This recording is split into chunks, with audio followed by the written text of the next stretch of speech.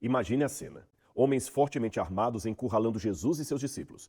Enquanto Pedro decepava a orelha de um dos perseguidores e tantos seguidores de Jesus fugiam desesperados, uma figura, no mínimo curiosa e engraçada, é mencionada no Evangelho de Marcos. A Bíblia diz que um jovem que vestia apenas um lençol de linho fugiu deixando as vestes para trás, enquanto os soldados tentavam inutilmente prendê-lo. Afinal, quem era esse jovem? E por qual motivo essa história tão pitoresca está registrada apenas em Marcos e não nos demais evangelhos? Se você ainda não tinha reparado, cada um dos 4 evangelhos possui a sua própria particularidade. E eu ensino mais sobre isso no módulo sobre os evangelhos sinóticos dentro da plataforma A Bíblia Comentada. E se você quer entender melhor o Novo Testamento como nunca antes, eu sugiro que você se inscreva o mais rápido possível. Sabe por quê? Nós estamos lançando uma nova aula exclusiva para todos os nossos alunos, isso todas as semanas, uma vez por semana. Então abaixo você encontra o link do nosso site. É só clicar e saber mais informações. Eu aguardo você. A primeira chama, não sei se eu vou pronunciar corretamente, tá? Chama Chokmah. É Chokmah, Chokmah. em hebraico. Essa palavra é empregada, quando você lê Provérbios, Provérbios 22, a gente vê a tradução como sabedoria. Só que quando você vai, né, para o como está no original, você vê o Chokmah. Eles usam essa palavra 47 vezes na Bíblia. Esse tipo de sabedoria inclui um correto discernimento entre o bem e o mal, entre o vício e a virtude, entre o dever e o fazer, a própria vontade. Subentende a capacidade de aplicar consistentemente aquilo que sabemos, aquilo que temos de fazer. Então, esse aqui é um tipo de sabedoria. Você tem outro tipo de sabedoria, que é o binar, que é utilizado 53 vezes e conota a capacidade de discernir inteligentemente entre o falso e o real, entre a verdade e o erro, entre as atrações inúteis da hora e os valores de longo alcance que governam a vida. E tem um terceiro tipo de sabedoria, que é Tushya, que é usado só 3 vezes, que concebe a sabedoria como uma introspecção ou intuição de verdades psicológicas ou espirituais. Focaliza a capacidade da mente humana de levantar voo lá de baixo para atingir a realidade divina. Indica a atividade da mente daquele que crê, pelo qual se pode deduzir, com base naquilo que Deus revelou, a maneira pela qual esses princípios devem ser aplicados às situações cotidianas. E Salomão tinha os 3. Tinha. Certo? Eu gostei de uma parte que o Tiago falou aí, da comparação entre esse pedido dele e Adão e Eva lá. E vamos colocar 2 frases que aparecem no Gênesis e aqui para fazer a distinção básica. Existe uma diferença entre conhecimento do bem e do mal e discernimento do bem e do mal. Ele não pediu conhecimento do bem e do mal, ele pediu discernimento. Ou seja, para que eu distinguir, para que eu saiba o que é um e o que é outro. Sim. O outro não, eu quero experimentar dos 2. Essa que é a diferença do que aconteceu com Adão e Eva. E é interessante, até o pedido do cara já foi sábio. Até o pedido dele já foi sábio. E é interessante que em Provérbios 8, 22, quando a Chokmah aparece, que é a sabedoria, ela aparece personificada como um agente divino. E Paulo, lá no Novo Testamento, vai dizer que Cristo é a sabedoria de Deus. Então, quando ele pediu, ele não pediu simplesmente competência. Ele não pediu expertise. Ele não pediu diploma. Ele pediu a companhia de Deus. Quando ele pede, Senhor, dá-me essa sabedoria, esse discernimento, eu quero o Senhor comigo. Em outras palavras, seja o meu sócio majoritário. Porque ainda que ele tivesse pedido só sabedoria, se a gente pensar só sabedoria, que cara sábio, né? Ainda assim ele estaria na mesma categoria das outras coisas. Porque a sabedoria era uma coisa. Veja bem, Deus o elogiou porque ele não pediu coisas. Você não pediu longevidade, você não pediu prosperidade, você pediu a mim. Porque, como eu falei em Provérbios, que é escrito por ele, a sabedoria é um agente divino que Paulo vai falar que é o próprio Cristo. Então, quando ele pede, Senhor, dá-me discernimento, dá-me o Senhor comigo. Vem o Senhor comigo. É aquela diferença de um pai falar com o filho assim, filho, o que você mais quer no seu aniversário? Um Lamborghini, um passeio com tudo pago para as Ilhas Maldivas, uma cobertura na Vieira Solto, ou um passeio de primeira classe pela Europa, o que você quer? Meu aniversário? Eu quero o Senhor lá comigo para soprar a vela. É isso que Salomão pediu. Deus falou assim, pois então, meu filho, eu vou para sua vida e vou trazer tudo isso que você não pediu, porque faz parte da minha riqueza. Legal. Cara, é muito bom isso, né? E o que é interessante também? A gente tá falando de maldição hereditária, lembra? Cara, por que Salomão pediu isso, né? Da onde que Salomão tirou essa grande ideia? Imagina, um moleque de 16 anos, cara. Como que um moleque de 16 anos pede isso? Cara, influência paterna, ser discipulado do pai. É um aprendizado que veio de casa. É aquela coisa que você aprende em casa, não na rua. Então, assim, pô, muito interessante essa lógica, né? Lembrando que Davi teve a pisada da bola, teve os acertos também. O pai dele que escreveu, o Senhor é meu pastor, nada me faltará. É tipo... Davi foi um cara. Tem algumas situações assim, né? Os pais não estudam, mas os pais sempre falam pros filhos assim, cara, estuda, procure conhecimento, aprenda. Às vezes fica automático, né?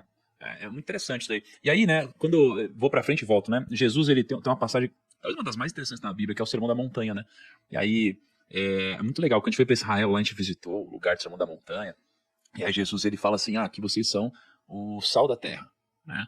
E quando fala que vocês são o sal da terra, né? Fala que vocês são diferentes. E aí Jesus faz uma separação entre os discípulos e a multidão quando ele faz esse sermão, né? Então ele quase que pede para os discípulos se assentarem para mais próximo dele. E aí você vê que tem uma diferença entre o discípulo e a multidão. A diferença de ambos é a pergunta que eles fazem. Então a pergunta da multidão é: o que você pode fazer por mim? A pergunta do discípulo é: o que eu posso fazer para ficar mais parecido com você? Isso daqui é um pouco do discipulado que as religiões ou a Bíblia, né, falam muito. Esse discipulado de você ser discipulado por alguém, de você ter um mentor, né, de alguma forma, ser o discípulo de alguém. E quando você pega essa relação de pai e filho, uma coisa que eu comecei a perceber que falta muito é esse discipulado, de fato. É só porrada, porrada, porrada, e não tem um discipulado. E eu acho que é uma das coisas mais interessantes que eu descobri conforme eu fui estudando, né, nos últimos meses e anos. E acho que foi um pouco do que Davi fez com o Salomão, de alguma forma. Isso aí, trazendo pro mundo aqui dos negócios da nossa empresa até, é o sentido que existe a hierarquia da liderança. Que é muito, por exemplo, no meu time tem 20 pessoas, eu tenho 2 líderes diretos, e esses 2 líderes diretos tem mais 4, que tem mais gente, que é mais fácil de chegar nas cadeias certas e todo mundo vai ter um mentor mais próximo para conseguir dar atenção. Se você tem um mentor, você consegue, cara, fazer coisas que você nunca conseguiria fazer sozinho, economiza tempo, tem um melhor caminho, você aprende com menos dor, né? É muito melhor. E é isso que às vezes a gente não tem. E aí, o que eu notei sobre algumas reflexões de sabedoria é que a sabedoria verdadeira é dom de Deus, ela não pode ser fabricada nos laboratórios humanos, nem comprada em nenhum dos mercados do mundo. E no mundo fora da Bíblia, as pessoas elas usam sabedoria para conotar alguém que é muito inteligente. Sim. Só que para a Bíblia, sabedoria não é isso. Não é. O que é essa sabedoria? O que seria a sabedoria, Rodrigo? Olha, vamos colocar o seguinte: a inteligência é você saber o que fazer. A sabedoria é para quê? Então, vamos supor, a inteligência. Eu sou um sniper. Eu sei atirar. Eu atiro muito bem. Eu tenho uma excelente mira. Isso é inteligência. Saber quando atirar e por que atirar, isso é sabedoria. Entendeu a diferença? A inteligência fez um monte de jovens alemães da Segunda Guerra Mundial, diplomados, se tornarem agentes da SS matando judeus. A inteligência produziu... A maior parte dos jovens alemães da SS eram jovens diplomados. Tecnologia e tudo. Tecnologia, tudo. Agora, a sabedoria estava naqueles que conseguiram sobreviver ao Holocausto, ainda falar de amor, de aceitação, não vingança, etc. Então, não são sinônimos perfeitos. E nessa questão, quando vocês falaram até de mentor, nós temos até um desafio hoje, porque no passado Davi ouviu o pai dele, Davi. Hoje, os jovens não querem ouvir o pai porque o pai não sabe mexer no Instagram. Olha, é verdade. O problema é que nós vivemos numa situação que nós não estamos tendo apego nenhum aos mais velhos. No passado, o mais velho era sinônimo de sabedoria, porque ele viveu muito tempo, ele caminhou por aqui, ele já cometeu os fracassos dele, então ele pode me alertar: olha, não vai por ali não, porque eu já fui e deu errado. Essa era a mentalidade da época. A mentalidade do mais velho hoje é de ultrapassado. Minha mãe não sabe colocar um vídeo no TikTok? Minha mãe não sabe fazer uma dancinha? Minha mãe não... Até a gente fala, né? Putz, será que eu tô ficando velho? Não sei mais mexer nessa ferramenta. E a gente exatamente, agora tá desacelerando isso muito mais rápido, porque uma pessoa de 35 anos é um idoso perto de um de 20, e o de 20 já é um idoso perto do de 15. É por isso que a gente não consegue resolver os problemas hereditários, porque a gente não está colocando Deus acima de tudo, porque estamos ferindo, por exemplo, a honra aos pais. Exatamente. E você está se desenquadrando dos que, princípios. aliás, é um dos mandamentos: honra teu pai e tua mãe para que te prolongue os dias na terra que o Senhor teu Deus te dá.